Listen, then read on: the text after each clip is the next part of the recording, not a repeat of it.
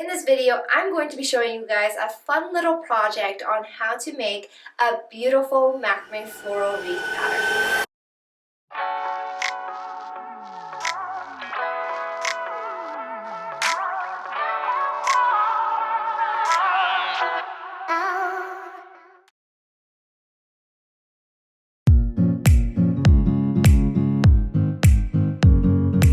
Hi everyone, my name is Nicole and welcome back to Bochinat Macrame.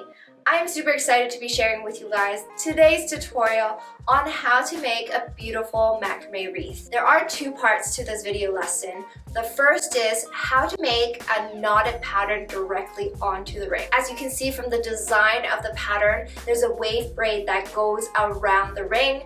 We're making this part directly onto the ring using the ring as an anchor. Then two, I will show you guys how to attach macrame add-ons in the form of macrame flowers and leaves onto the wreath. There is a tricky aspect when we're attaching macrame add-ons like macrame flowers onto a wreath. That's because macrame flowers can be heavy depending on the size of the actual flower. And if you don't attach it securely onto the ring, it can move around a lot, which you don't want to if you want it specifically positioned a certain way on your wreath. The trick here is to weave as many layers of cord surrounding the macrame add-on so that it is nice and secure. And I'll show you guys what that means later in the tutorial. This is a fun little project that anyone can make, and it is perfect for the upcoming holidays like Thanksgiving and Christmas. This is a project where you can easily change up the design and positioning of the flowers and leaves however you want to.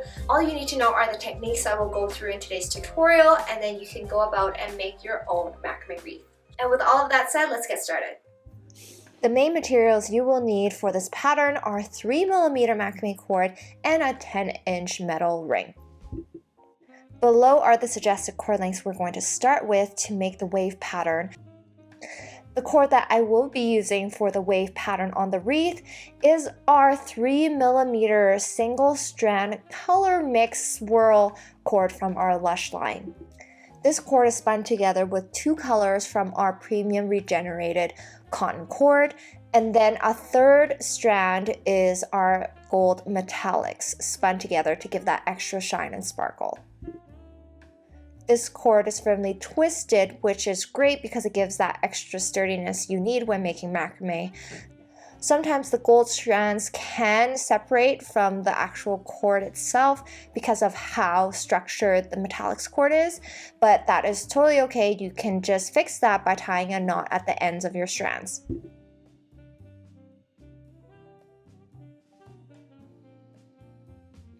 The ring that we will be using is a 10-inch diameter metal ring. What we're going to do is make the wave braid on the top part of the ring, and then at the bottom we're going to add our macrame flowers.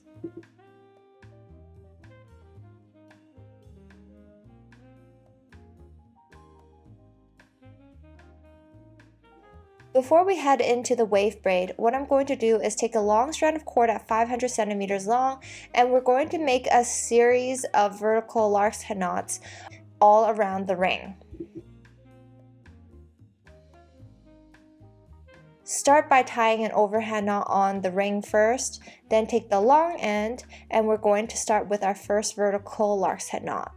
So take it above and through the loop on the right side. Now take the long end underneath and through the loop on the right side.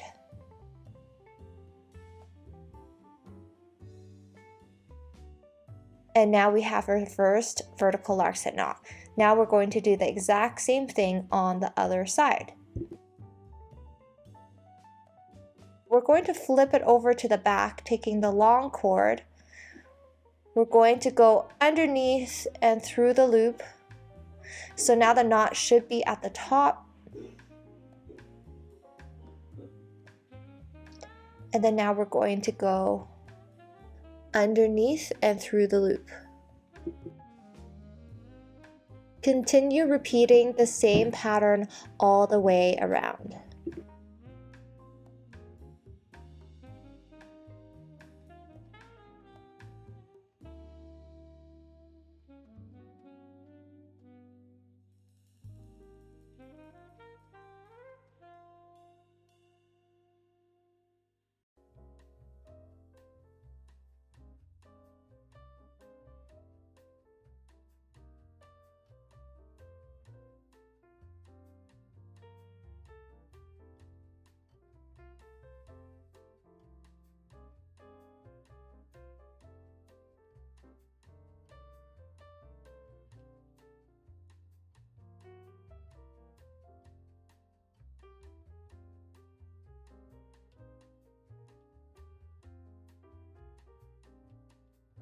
Once you have gotten to the other end, what we're going to do is untie that overhand knot that we made in the beginning.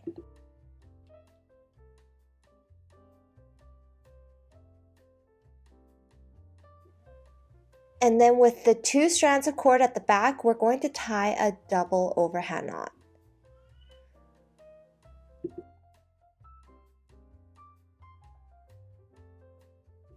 Then cut off the excess cords.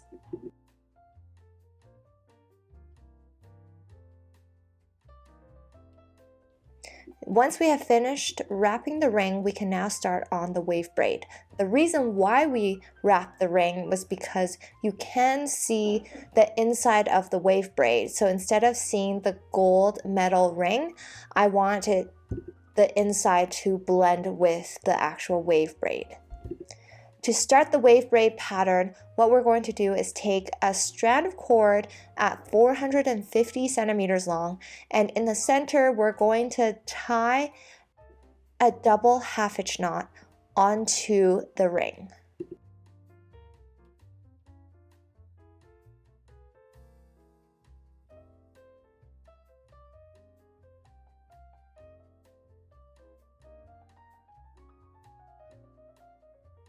Before you fully tighten the knot, ensure that both cord lengths are even lengths. Repeat for another double half hitch knot with the second 450 centimeter long cord. Once we have both double half hitch knots onto the ring, we're going to take the bottom right cord and we're going to include it with the far left 2 cords. This is because to make the wave braid, we need 2 groups of cords, one group with 3 cords on the left and then a single cord on the right side.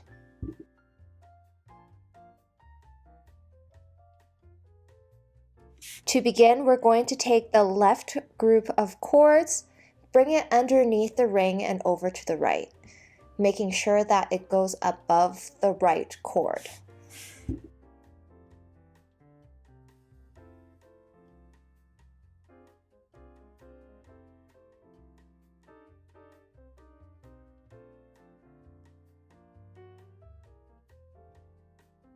Take the right cord and weave it through top down on the loop on the left.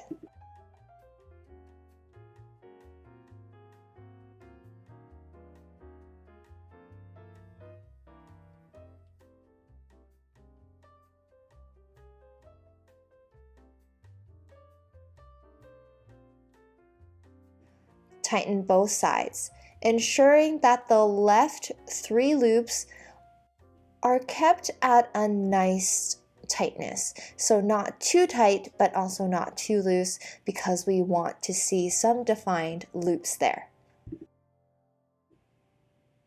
Now with the right 3 cords, we're going to weave it underneath the ring and through to the left side.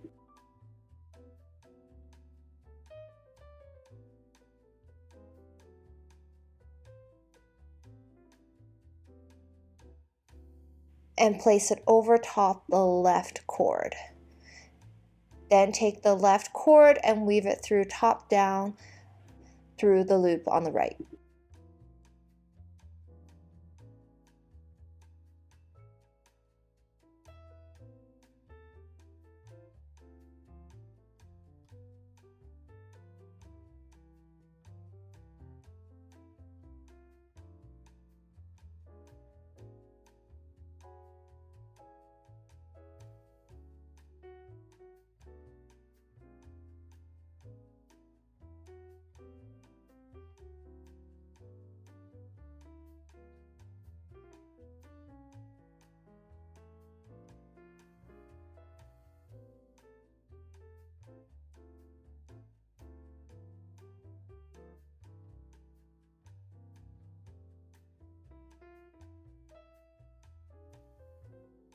Continue repeating this wave braid pattern until you have about 9 to 10 inches of space left at the bottom.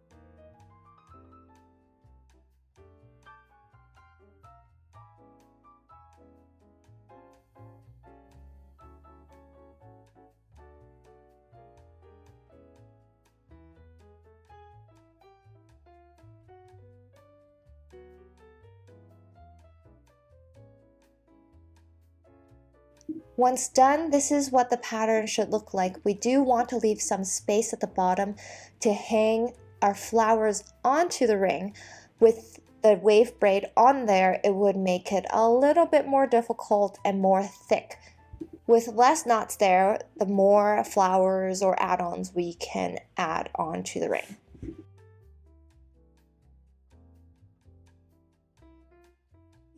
All we're going to do to seal the ends of the wave braid is we're going to take that single end, wrap it around the 3 cords and the ring, and we're going to make a double half hitch knot.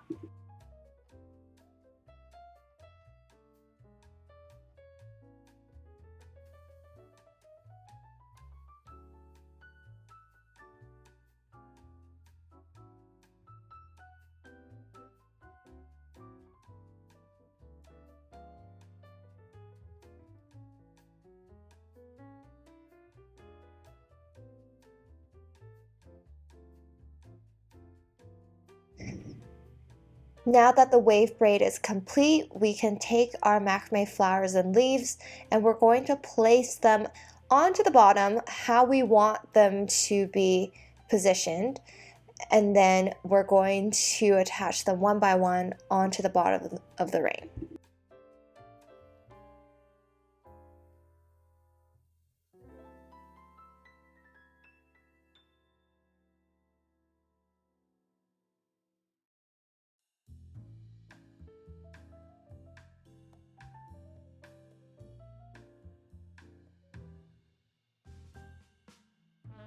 Starting with one of the leaves, we're going to take one leaf, place it on the side of the wreath, then taking a separate strand of cord. You don't need something that's super long. All you really need is, say, a 30-centimeter strand of cord to attach this leaf tightly onto the ring. And as you can see, I didn't tie the bottom, the stem part of the leaf onto the ring. You do want to get some of the body of the leaf onto the wreath. So I started part way on one section of the leaf pattern, wrapped it around, and then I wrapped through another section at the front, and then I am going to tie a double overhand knot at the back. Tying the body of the leaf ensures that it won't move around a lot and it is nice and secure onto the wreath. And now we're going to do the same thing with the other 2 leaves on the left side.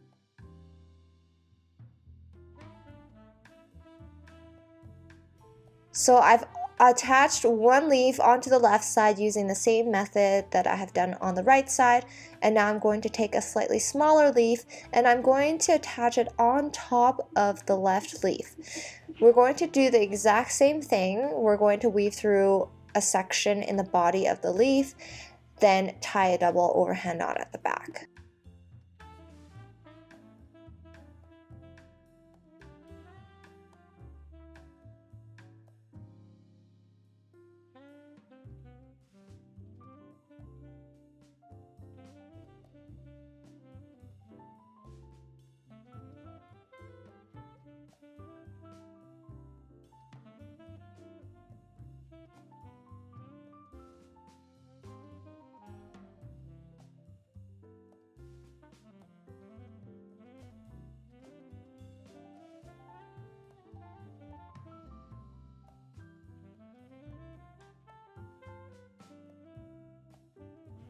And now the leaves are attached onto the ring.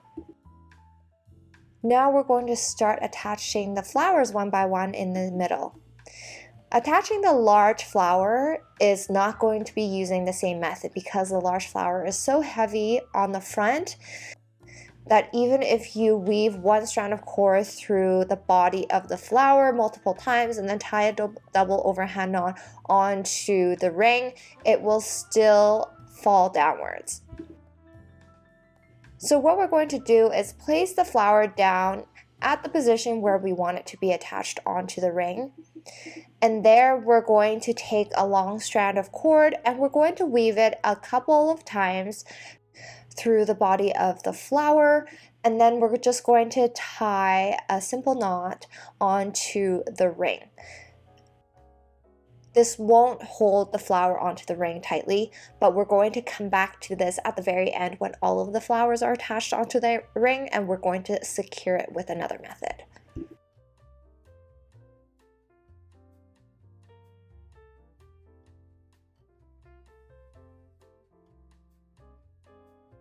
So thread it through the body of the flower, tie a double overhand knot, then bring the cords back up through another side of the flower, and then bring it back down and tie another double overhand knot.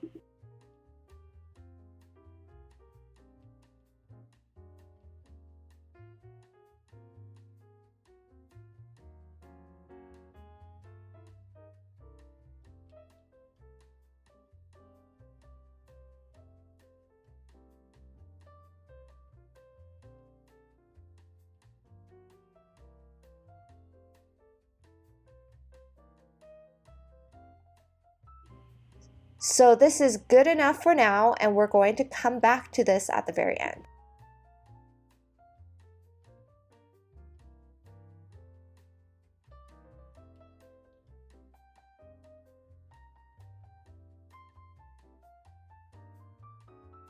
Now taking some of the small flowers, we're going to attach it onto the ring using a similar method. So with these smaller flowers, you don't necessarily need to go through the body of the flower, because then you will see that cord run through it. All you need to do is attach the stem onto the ring. And because they are light, they will likely stay in the spot that you intend them to be.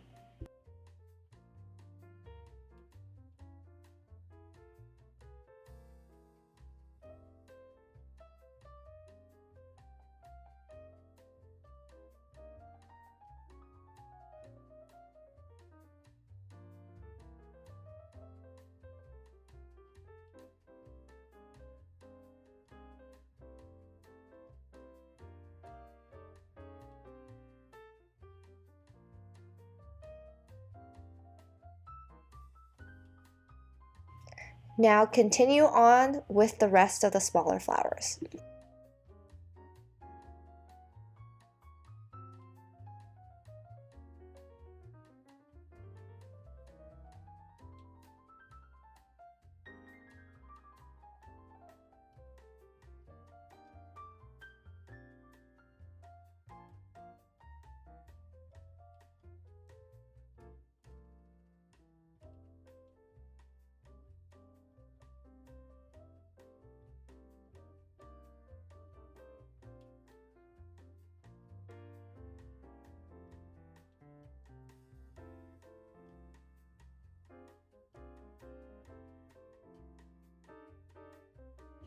Okay, now what you see here is all of the flowers attached onto the ring.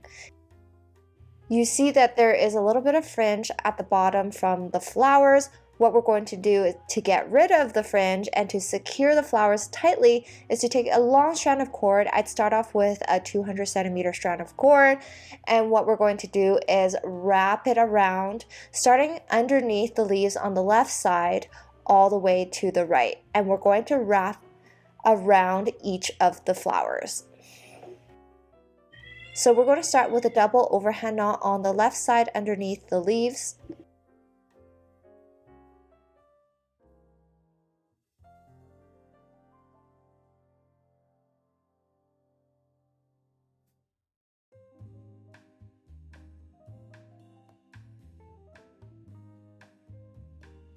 Then taking the long end, we're starting to weave around. So you don't necessarily want to weave around the body of the leaves or the flowers here.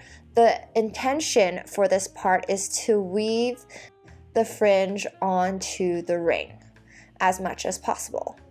So we're going to try our best to hide this weaving cord behind each of the flowers.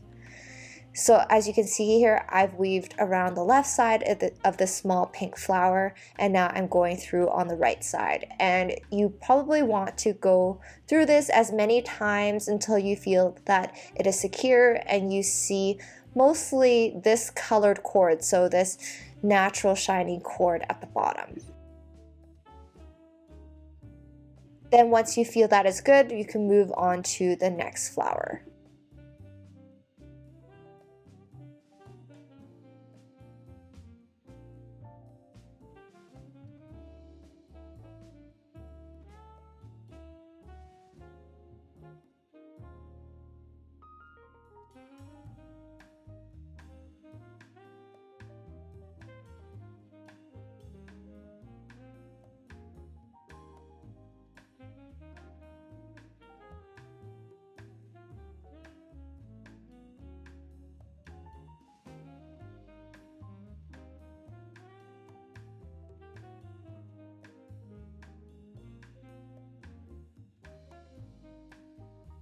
Once you have weaved all the way from the left to the right side, we're just going to seal it on the right side with an overhand knot. This is how we get the large flower to stay on the wreath as securely as possible. Most of the fringe behind the large flower will be tightly secured onto the ring, and so it shouldn't move around once this weaving part is complete. Now with any of the excess strands of fringe hanging out underneath, all we're going to do is just cut all of that off.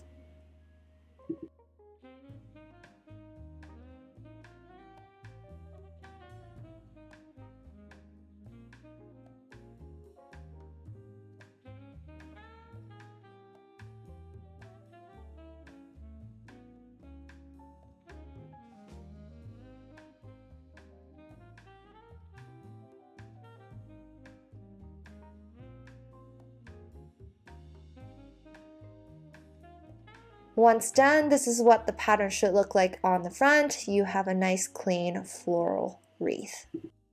And